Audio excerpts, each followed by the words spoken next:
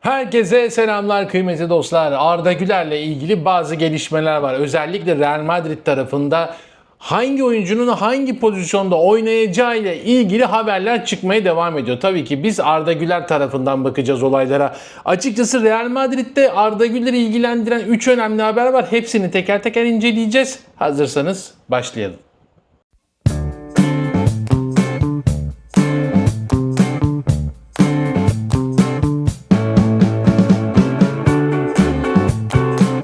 Evet, öncelikle bayağıdır bir Arda Güler haberi yok. Yani yaklaşık bir hafta oldu, belki daha fazla oldu Arda Güler'le ilgili video çekmiyorum. Çünkü hani Dünya Kupası'ndan erken elenince bazı planlar değişti açıkçası oyuncularda. Arda Güler'in hemen kampa katılması bekleniyordu Real Madrid'de ama öyle olmadı. Bayağı bir boşluğu oldu. O boşluğu da Fethiye'de değerlendirdi. Kendisi tatilde. Tabii ki yani yarın öbür gün bitiyor bu tatil. Artık yavaş yavaş lige hazırlık dönemleri başlıyor bütün kulüplerde. Bunu zaten Süper Lig kulüplerinden de görüyoruz. Evet, yeni sezon hazırlıklarını sürdüren Real Madrid'de sıcak gelişmeler yaşanıyor. Yıllar sonra takımın başına geçen Mourinho da kadro planlanmasını yapmaya devam ediyor. Şimdi haberleri anlatmadan önce bazı ilginç detaylar var. Yani İspanyol gazeteciler mi yoksa bunları Türkçe'ye çeviren Türkiye'deki gazeteciler mi bir yanlış biliyorlar olayları? Anlamıyorum. Hangi oyuncunun hangi pozisyonda oynadığını açıkçası kavrayabilmiş değiller gibi görünüyor. Dünya ünlü teknik adamı Arda Güler hakkında kararını verdi. Mourinho'nun Arda Güler'i takımdan göndereceği iddia edilirken bu kez bambaşka bir haber gündeme geldi. Tabii ki bu Türk basınına yansıdı. Bunlar Türk basınında bu şekilde Arda Güler takımdan gönderilecek gibi şeyler. Yani bizim millet tıkı seviyor. Halbuki hiç öyle şey olmadı. Defense Central'da yer alan habere göre Mourinho Arda Güler'i takımdaki geleceğini netleştirdi. Deneyimli antrenör milli oyuncuyu yeni sezonda tek bir bölgede kullanarak kendisinden maksimum verim almayı planlıyor. Bu doğrultuda Mourinho'nun Arda Güler'i sağ kanat pozisyonda oynatacağı söylendi. Yani ben hala anlamıyorum. 2026 yılına geldik. Seneler geçti.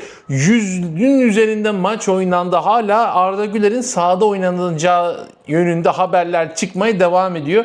Ki ben bunlara gerçekten ihtimal vermek istemiyorum. Yani Mourinho gibi bir hocanın Arda Güler'i herhalde izlemiştir. Nerede iyi oynuyor, nerede oynayamıyor diye bunları görmüştür herhalde. Ama bu haberler çıktı. Açıkçası bunlarla ilgili bana bazı yorumlar da geldi. Hani bu haberler hakkında ne düşünüyorsun diye. Yani başta çok değerlendirme almak istemedim ama ondan sonra bu haberler o kadar çok yayılınca dedim hani ben de bir video çekip durumu anlatayım bari dedim. La Liga resmi siteden tek cümleyle Arda Güler yayınlandı. Şimdi o habere tekrar geri döneceğiz ama önce La Liga ile ilgili bir haber var. Kariyer sezonunu yaşayan Arda Güler'in golleri ve asistleri La Liga tarafından derlendi ve resmi siteden yayınlandı. Sosyal medya hesaplarından da paylaşıldı. La Liga'nın resmi sitesine yer alan 4 dakika 26 saniye süren videoda Arda Güler'in çıkış yaptığı, yani kendini kanıtladığı sezon başlığı atıldı.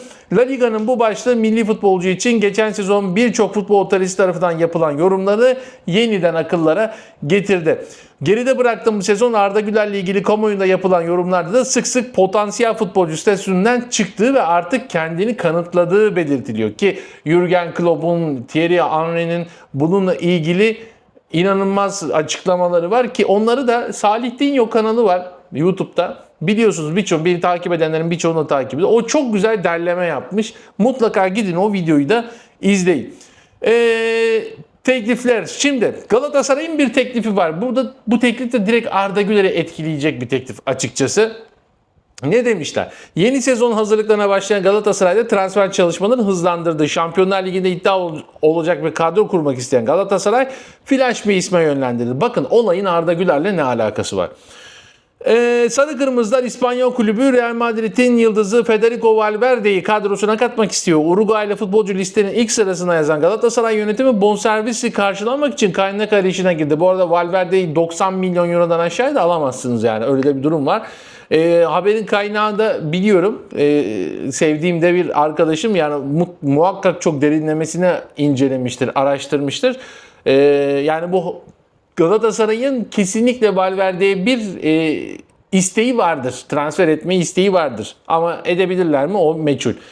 Mourinho'nun oyuncuya dair tutumunun transferde belirli olacağı vurgulandı. Ama işte haberlerin unuttuğu da bir şey var bununla ilgili yapılan haberlerin.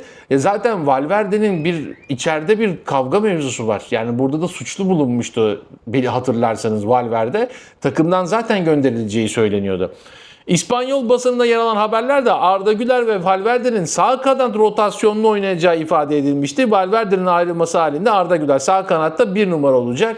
Arda Güler sağ kanatta 1 numara olmaz çünkü onun mevkii değil. Yani orada da Rodrigo var. Olise transferi olma ihtimali çok yüksek ki Mourinho'nun Olise'yi hani böyle 10 numara pozisyonda değil de sağ kanatta oynatacağı yönünde haberler çıkıyor. Yani haberlerin sadece Arda Güler ekseninde bakılıyor bazen haberlere. Yani başka oyuncular hakkında ne düşünülüyor bakılmıyor. O zaman o bölge eksik kalıyor. Yani Mourinho'nun olası bir Olise transferinde sağ kanatta. Olise transfer olmazsa hani oraya Vinicius Junior etkisini yaratacak bir futbolcu istiyorlar sağ kanata. Yani her halükarda Arda Güler'in sağ kanatta oynaması noktasında bir şey söz konusu değil ki Valverde'nin zaten sağ kanatta ya da sağ bekte oynadığı zaman tepki çekiyordu. Hem Xabi Alonso döneminde, Ancelotti döneminde Arbeloa hani çok değerlendirmedi. Gerçi Arbeloa'nın o zamanlar sakatları iyileşmişti Arbeloa döneminde. Yani zaten Valverde'nin merkez orta sahada bir Kroos'un veliahtı olarak görüldüğü bir durum var. Arda Güler de Valverde'yi de sağ kanat demişler. Yani bilmiyorum, bence bu haberleri yapanlar, yazanlar daha doğrusu İspanyol basınında falan ya herhalde Real Madrid'i izlemiyorlar. Yani başka bir açıklaması yok. Özetlerini izleyip maçın haberleri yazıyorlar bana kalırsa. Şimdi bir de Real Madrid'de bir rekor kırıldı. Gerçekten onu da takdire şayan bir olay. Onu da burada hemen açıklayayım. Mbappe 8 gol, Jude Bellingham 6 gol, Brezilya'da Vinicius Junior, Arda Güler birer kez goller attı. ABD'yi 3-2 mağlup ettikleri grup etabı maçında bunlar kaydedilmişti ve gerçekten 19 gollük bir rekor kırdı. Yani bir kulübün oyuncuları 19 gol attı Dünya Kupası'nda. Real Madrid'e geçti bu rekor. Real Madrid'den önce 18 gol Honved takımı, Macaristan takımıdır. Çok bilinmeyebilir. 1954 Dünya Kupası. Bayern Münih 2014 Dünya Kupası'nda Bayern Münih'in oyuncuları 18 gol atmıştı. Bir de Paris Saint-Germain 2022 bir önceki Dünya Kupası'na ait o da 18 gol atmıştı. Yani bu 3 kulüp Dünya Kupası'nda birinci sırayı paylaşıyorlardı derken Real Madrid burada hepsini geçti şu anda. 19 gollük bir skor katkısı oyuncularından, tabii ki bunlardan biri de Arda Güler'e ait. Bunu da tabii şu anda Türk basınında birçok spor gazetesinde manşet, muhtemelen bu videodan sonra da görürsünüz. Başlıklar çok acayip uçuyor yani. Çok güzel başlıklar atmışlar ama ne yazık ki Arda'nın bir golü var bu katkıda. Daha fazla olabilirdi. O da milli takımla ilgili videolarımı izlerseniz orada suçlunun da kim olduğu açık açık belli.